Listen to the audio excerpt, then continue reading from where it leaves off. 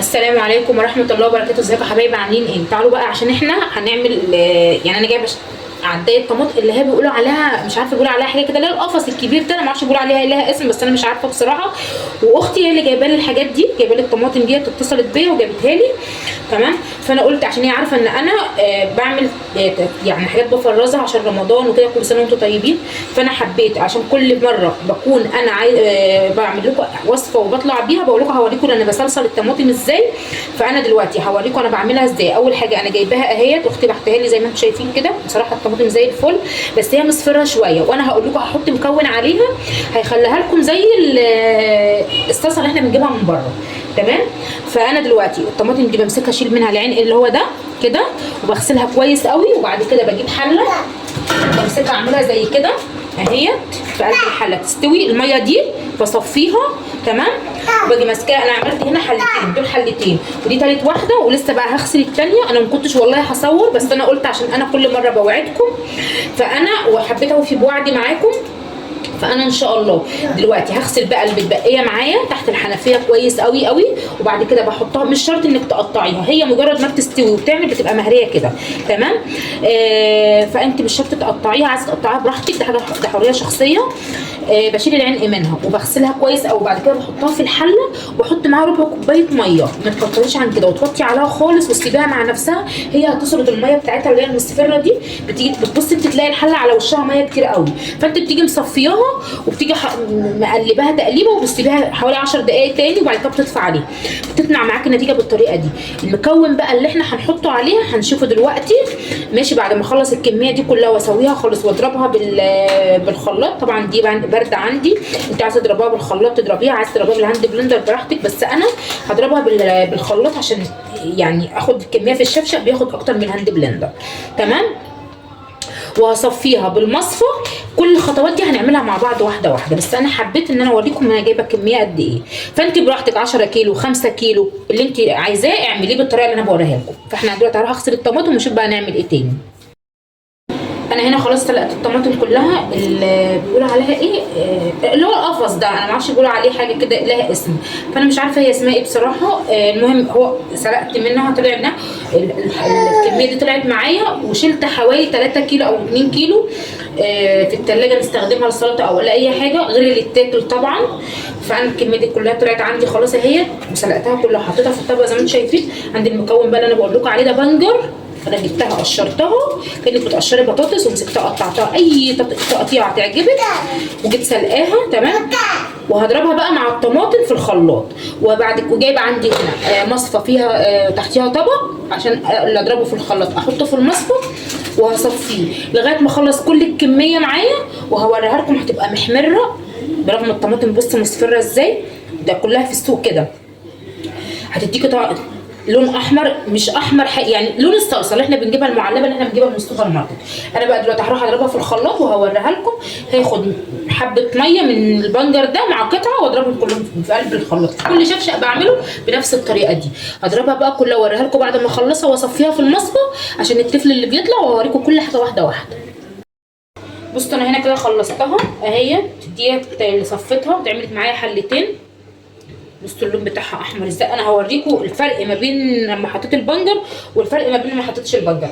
ده التفل اللي انا صفيته بعد ما خلصت ضربتها في الخلاط وصفيتها بالمصفى. عملت معايا حلتين. دي تستخدميها في طبيخ، تستخدميها المكرونه، تستخدميها لاي حاجه. تمام كده لها حلتين. وعندي دي عملتها للمحشي عشان انا هاخدها وهشيلها في يعني اكياس هخليها رمضان للمحشي. بصي ديت انا بردك حاطه فيها حته البنجرات. بصوا بقى اللي هي لونها مصفر ازاي، دي اللي هي ايه، اللي هي ما اتحطتش فيها بنجر.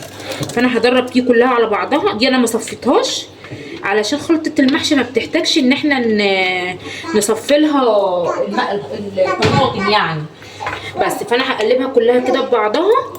هاجي جايبه بقى بصل حلو كده كتير، وهاجي ماسكاه بقى ايه، مقطعه البصل فرماه في الكبه، واجي ماسكاه مخدعه لها ومعبيها. مش هحط لها خضره ولا احط لها اي حاجه، هو بس هحط البصل يتخدع، اقطعه واحطه يتخدع، يعني لونه يصفر يبقى مص اصفر كده. عايز تعملها على الني، يعني احنا بنحب ان احنا نخدع المحشي. عايزه تعملي انت على البارد براحتك خالص، لا قصدي سوري على الني براحتك انت خالص. انا بقى هقطع حوالي كيلو بصل كده، وهاجي ماسكاه محمراه خليه لونه ذهبي، وهاجي نازله عليه بحوالي راس توم كده حلوه، وهاجي نازله عليه بالصلصه. ولا هحط ملح ولا هحط خضره غير ساعه ما اجي بقى اطلع الكيس اكون مجهزه الخضره بتاعته ويبقى جاهز معايا لرمضان، بدل ما اقعد اضرب طماطم واقطع بصل. لا دي خلطه المحشي بتبقى جاهزه معايا لوحدها، ما صفيتش الطماطم منها. دي بقى اللي انا صفيتها وجهزتها. هقول لكم بقى هعمل ايه بقى. انتوا عايزين تعبوها على كده، بص هي تقيله اهي، مش محتاجه ان انتوا تطلعوها على النار تاني، بس انا بطلعها على النار تاني عشان تقعد معايا اطول فتره ممكنه طول السنه. انتوا عايزين تعبوها على كده براحتكم، هتقعد معاكم بردك وكل حاجه، بس انا بحبها يعني بحب ان انا اسبكها اكتر بحيث ان هي تبقى زي الصلصه. اللي هو عملت شويه مكرونه زيها زي ما بتحط معلقه الصلصه. هحط بقى هنا معلقه ملح كده اهي، وهنا معلقه ملح مش هزود غيرها، تمام. واخدها تقليبه وتمسكيها بقى تحطيها على عين البوتاجاز على نار هاديه خالص، وتسيبيها قيمه نص ساعه، كل شويه تاخديها تقليبه، كل شويه تاخديها تقليبه. والله العظيم واحده ستها صاحبه ماما هي اللي قالت لي الطريقه دي، ومن اياميها وانا معتمدها. انا كل مره بقول لكم انا بصلصل الطماطم وبسبكها، واول مره اعملها لكم.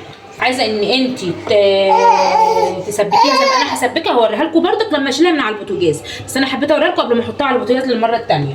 وخلاص هحطها بقى على البوتاجاز واوريها لكم بعد ما اشيلها. بصوا هنا كده خلاص خلصتها اهيت، صلصلتها كده وعملت هنا الخلطه بتاعت المحشي كمان اهيت. بصوا تقيله وجميله ازاي، عملتها هي كمان. هعبيها بقى، هجيب بقى علبه زي كده، اي حاجه، مج، علبه، اي حاجه عشان تاخدي بس المقاس واحد. جايبه طبعا الكيس اللي عايزه يعبيها بطرمانتي يعبيها، بس طبعا عشان هي كميه فانا الكيس اوفر عندي طبعا. وعايزه اقول لكم عملت محشي وعملت منها كل حاجه. فجايبه الكيس حطاه كده اهو، هاخد دي بصوا كده يا دوبك تطلعي الكيس على طول للطبخه بتاعتك او للمكرونه او ايا كان انت تعمليه كده. طلعي منها الهواء وتيجي ربطها كده. انا بقى هعمل كلها بالطريقه بالكميه بتاعت بالكميه دي بالطريقه دي قصدي، وهوريكم بقى في الاخر انا عملت كام كيس. ماشي بص انا عملتها عبيتها في الاكياس اهيت زي ما انتم شايفين بالطريقه دي. 2 3 4 5 6 7 8 9 10 11 12 13 14 15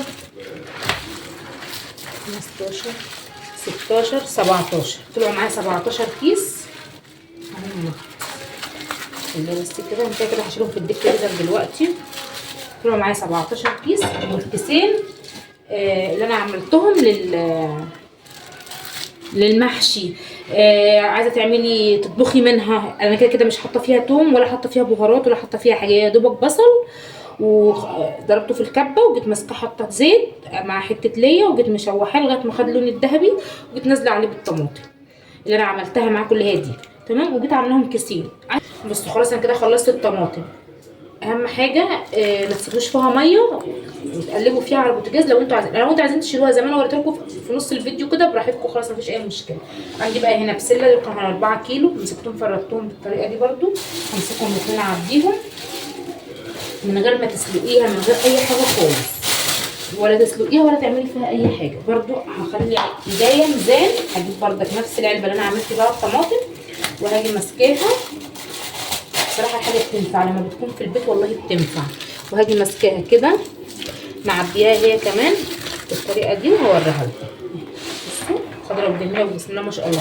هطلع اعمل منها فستق كداب وهنعمله سوا بردك مع بعض، بس مش المره دي، في فيديو تاني عشان الفيديو ما يبقاش طويل عليكم اكتر من كده. ما تنسونيش يا جماعه في اللايك والشير. انا تعبت عايزه اقول لكم والله في غسيل الطماطم وفي كل ده، وفي نفس الوقت كنت بعمل محشي جنب الحاجه دي كلها.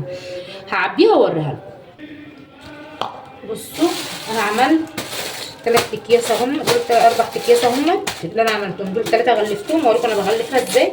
تمسكي الكيس اهو، تيجي جايباه كده مفرغه منه الهواء، عاملاه كده اهو، تيجي جايباه كده بتحط عليه ايدك كده، واجي جايبه اللزق كده بس بتتلزق معاك، تبقى ما بتخشلهاش هوا ولا بتخشلها اي حاجه. عملت 4 اكياس اهم، ودول خليهم بقى هعملهم معاكم في صدق كداب في مره ثانيه، فيديو تاني يعني. خلاص همسكهم بس هربطهم كده ربطه عشوائيه واحطها في التلاجة على رف التلاجة من تحت لغايه هي على رف التلاجة عشان ما تعرقش مني، وهعملها لكم فيديو تاني. شفتوا بقى انا عملت حاجات قد ايه. ما تنسونيش في اللايك والشير والاشتراك في القناه وتفعيل الجرس، ان شاء الله يوصلكم كل جديد مني. الطماطم دلوقتي رخيصه، اللي عايزه تجيبه تعمل دلوقتي فرصه ليكي. ولو عايزه تعملي منها كاتشب، بتتعمل منها كاتشب سهل جدا. في مره هبقى اطلع عشان انا تعبت النهارده جدا، هبقى اطلع معاكم حتى لو مجمد سهل جدا ان احنا نعمل منه الكاتشب. مش شرط تجيبي الكميه اللي انا جبتها، ممكن تجيبي 5 كيلو، ممكن تجيبي 10 كيلو على حسب ما مقدرتك، وتعمليها بالطريقه اللي انا وريتها لك دي. صدقيني هترمي معاكي كميه مهوله، وكل ما هتطبخي بيها، ده احنا كمان يعني انا ما صلصلتهاش جامد، انت كل ما هتطبخي بيها وتسبكي هتلاقي اللون بتاعها بيبقى احمر اكتر من كده كمان، وبيبقى طعمها جميل. والبنجر طبعا مغذي ومفيد، غير ما تحطي المواد لون او تحطي فلفل اللي هو الحلو ده، او تحطي اي او بابريكا او كده، لا ده اسهل وده احسن ومفيد ليكوا ولاطفالك. والطماطم دلوقتي رخيصه، الحقها قبل ما تغلى. تمام. ما تنسوش بقى في اللايك والشير والاشتراك في القناه وتفعيل الجرس، وان شاء الله يوصلكم كل جديد مني. السلام عليكم ورحمه الله وبركاته.